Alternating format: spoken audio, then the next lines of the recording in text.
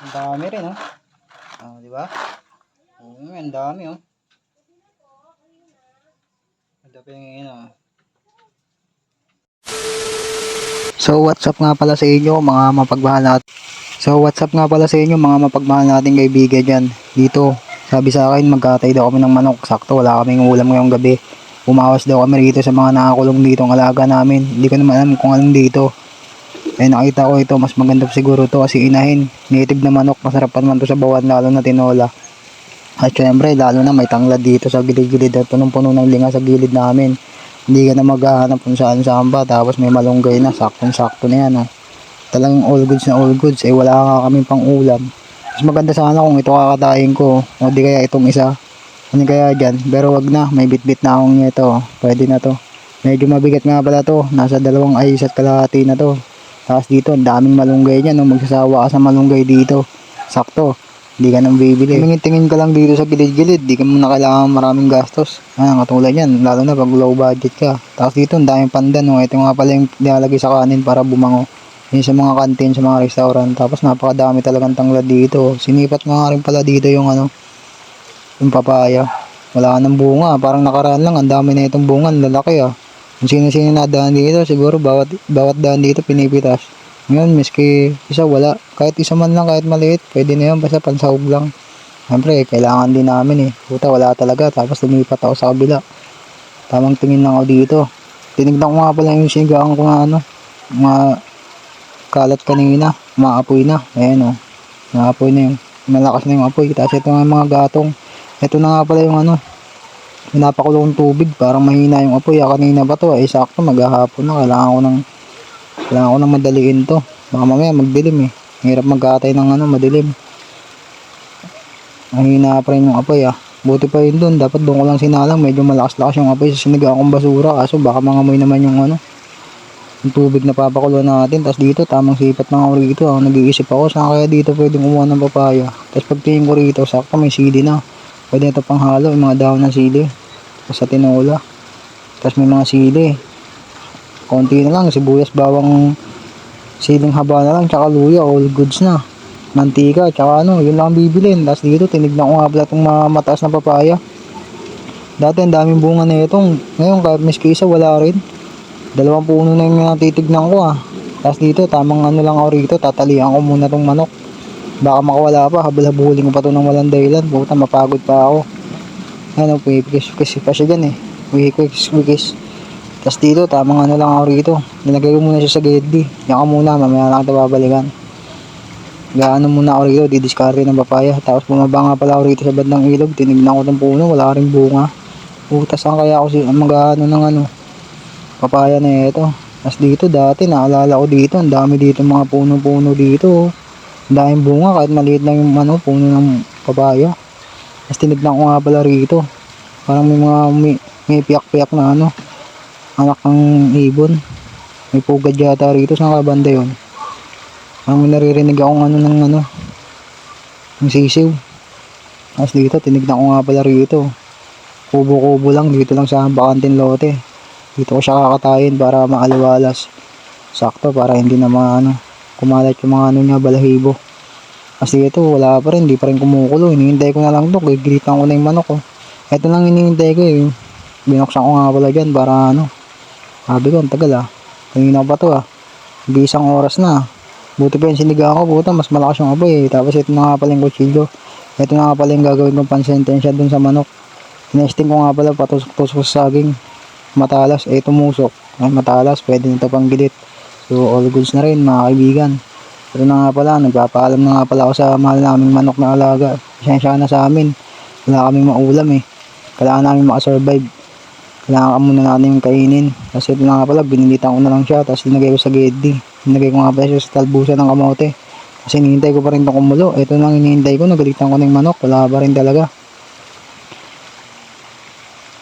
Pinatungan ko nga pala, buti na lang medyo maboy na. Tapos dito, mas malakas pa yung apoy ng sinigang ko eh. Dapat doon ko lang hinagay yung pinakulong tubig eh. Tapos dito, habang naghihintay ako kumulo yun, naglitan ko ng manok. Tamang linis nga pala ako rito. Tamang lang muna ako ng mga kalat-kalat oh. Tamang ligpit lang muna ako yan. Tapos yung mga gatong, ang daming gatong. Mas maganda kasi maggatong, lalo na pagka tag-init pa eh. Pag tag-araw na, malabo na yan. Hindi nasisindi yung gatong. Yan, tamang lang ako dyan oh. Tinitingnan ko yung sarili ko. Tapos tamang linis pa rin ako dyan oh. Niliipa-sipa ako yung mga dahon-dahon. Tapos sinayos ko nga rin pala dito yung mga gatong-gatong oh. Mga tuyo na yan. Ay maganda yung gatong, hindi mausok. Talagang tuloy-tuloy yung yan. Ayun, umapoy na, okay na. Grabe naman, mag-isang oras na, wala pa rin. Buti pa itong siligaan ko ng basura. Ang lakas ng apoy, dapat dito ko na lang sinalang. Kanina pa siguro ito kumulo. Dito sa pinakuluan ko eh. Ang tagal eh. Maghihintay na yung manok, hindi pala, nagilitan ko na eh. Tapos dito, inaayos ko mo, tinignan ko mo yung mga gatong. Sakto kumulo na. Linagay ko na nga pala sa manok. All goods na yan, okay na yan. Hindi naman kailangan ng kulong-kulo eh. Yung sakto lang kasi baka maluto ng sobra. Lumambot ng gusto, hindi naman sumama na yung balat sa balahibo. Okay na to, all goods na to kahit di masyadong kulo. Hindi naman kailangan ng kulong-kulo eh. Syempre maluluto yung manok. Kailangan yung sakto lang. Kasi ito, binabalik-baliktad ko lang siya muna rito bago ko balatan. Syempre mas madaling balatan to. Ay mas madaling kunan ng balahibo to kapag nakababad na yung balat niya sa tubig na mainit. Kasi yan, mainitan pa nga ako dyan. Medyo aray-aray pa nga ako dyan eh. Medyo mapdi sa balat yung init ng yung pinakulong tubig. Kasi yan, binilisan ko na dyan. Siyempre, maghahapon na. Namadali na kasi ito eh. Siya nga pala. Anto nga pala ako maggatay. Dati na pala ako nagaganto. Kaya medyo sanay na ako. Kaya alam ko na yung mga instruction. No? May hugot pa eh. Dati kasi pagka sabi ng airpot ko, wala tayong pang ulam yan. Dali mo yung manok natin dyan. Sabawan mo. Yan. Kaya nasanay na akong ganito. Kaya parang naalala ko yung mga ginagawa ko dati. At saka sanay na rin ako rito syempre. Hindi naman tayo mayaman eh. Mahirap lang tayo eh. Pinanganak tayo maggulo pa kaya alam natin dapat yung mga diskarte katulad na ito. Syempre dapat pag wala kang pang ulam, alam mo nang maraming lingalinga sa paligid, pwede ka na dumiskarte. Diskarte lang. May ulam ka rin. Pag wala kang diskarte, wala kang abilidad, ibig sabihin wala kang sa buhay. Kaya yan. Tapos dito okay na nga pala to. Kaya parang may mga maliliit na balat-balat pa. Kailangan pang tanggalin yan. Tapos dito ginilitan ko na ng ulo. Syempre tapo na yan. Take 1, take 2. Basig. Tasa yan. All goods na yan. Hihiwain ko na lang yan. At syempre kailangan ko muna tong bunbunan. Yung tawag dito sa kailangan paapuyan muna para yung mga balahibong maliliit matanggal. Para pagka hindi sumasama sa sabaw pagka linuto na, di ba? Para all clean, all goods, di ba? Parang sogo yan eh. May hugot na naman. Kala mo talaga eh. At syempre, kailangan natin balik-balik ta rin dyan. Tumagilid, tumihay, lumuhod at dumapa. Yan. Para mga posisyon lang yun. May hugot na naman. Bars. Yeah. Walang ganoon, pre. Luto lang. Ay, hindi. Katay lang. Kasi yan, iniikot-ikot ko lang siya. Tamang ikot lang yung manok. Kawawa na eh, no? Pinaghihiwa na yung katawan. Tapos, pinagay pa sa apoy. At syempre, kailangan hindi na yan nakababad. Baka hindi na natin masigang yan. Ay masigang matinola. Maihaw na. Ay ihaw na lang kung ihawin na lang natin. Ganun din naman eh. Nandito na eh. Ba't pa ititinola to, di ba? Ba't ganun? Siyempre, tanggalin natin yung balahibo. Pero hindi natin ibababad sa apoy. May ihaw na yan eh. Maluluto na yan eh. Dapat ihawin na lang natin. Tapos ito na nga pala. Ginayat-gayat ko na siya. Kasi ito na yung mga laman loob niya. At syempre, gigisahin ko yung mga laman loob niya. Iiwalayan ko. Mas masarap yan eh. Tapos haluan ko ng kangkong.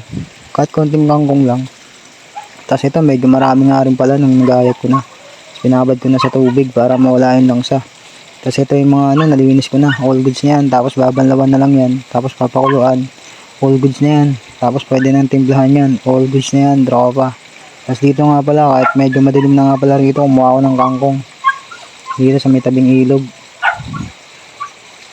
Wala na nga palang ganong kangkong, parang nanguha na sila. At syempre, hindi naman sa atin to, tumubo lang to eh. Nangihingi pa rin tayo sa may-ari na ito. Kumbaga sa namamahala na itong ano, mga tanim-tanim dito. Tapos yan, all goods na, di ba? Pwede na yan. At syempre, hindi naman ganong karamihan. Yung sakto lang. Yung sasaktuhan lang natin dun sa lulutuan natin mga laman loob ng manok. Syempre, masarap yan, lalo na pag adobo. Diba? Lalo na pag native na manok, all good yung sarap yan. Lalo na pag hinigop mo yung sabaw pag tinola. Oh, lala ka talaga eh. Lala. At syempre dito, tamang ano lang din ako dito. Medyo konti pa eh. Ito na nga pala, iba-ibang kangkong to. May mga lahi rin kasi to eh. Hindi ito yung isang kangkong na ano, yung inaano sa bangos, mga sinigang, hindi ito.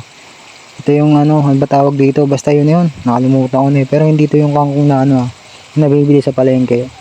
Yung parang sa ano ba to? Vietnam? Ay Taiwan? Ay, ewan. Ano siya, yung parang ano lang din siya, talbos ng kamote. Pero kangkong siya. Hindi tulad yung sinahalo sa mga sinigang. Yung malalapad yung daon. Yung nabibili mo sa palengke, yung ganun. Ito hindi, iba siya eh. Ayun mga sili nga pala dito. Dami, pero wala nang bunga. Mas okay na to. Tapos dito, linuto ko na nga pala yung kangkong na kinuha ko. Tapos dito ko na nga rin ninuto sa may gatong. Para medyo Tapos ang asawa daw ng utol kayo magluluto ng manok. Yan na lang daw magtitinola. Kasi ito, hiniwalay ko na to. Pinakto ko na dito sa may lutuan ng chewing ko. Dito ko na niluto. Hinugasan ko na yan lahat. Tapos para medyo all goods, all clean. Tapos okay na to. Lalagyan ko na ng toyo. Toyo muna. Tapos titimplahan na natin yan para all goods na all goods. Hindi naman ganong karamihan. Yung sakto lang. Yung sakto lang sa bibig niya. Siyempre, ikaw yung kakain. Ay, ikaw. Ako pala. Hindi kayo. Tapos lagyan natin ng suka. Yung all goods lang din. Yung sakto lang. Para salisi yung salisi. Salubong yung lasa. Tapos konti lang din ng para may pitik. May pitik ng lasa. Hindi yung maramihan yung toyo, marami yung suka, gano'n, hindi gano'n. Saktuhan lang, kumbaga sa lubong lang, hindi yung parang salisi lang dapat. Tapos konting halo-halo lang, all goods na to, maya-maya lang. Pag naluto to, kain na ako syempre. Gutom na ako eh. Ano lang, pag wala akong ulam, diba, diskarte lang. Na kailangan ng pag wala kang pera, ganito, simple lang. O yan na, kain na tayo. If na nga pala kumain sa labas, may bakante. Yung lamesa rito, mas maaliwalas kasi rito eh. Mas feel ko rito kumain ng parang goods na goods ako dito kumain pagka ganito. Simple lang. Diba? Napakaaliwalas pagka ganito. Sa labas ka lang kakain na. May bakanting likod lang. Okay na. So hanggang dito na lang. Salamat sa inyong panonood. I love you all.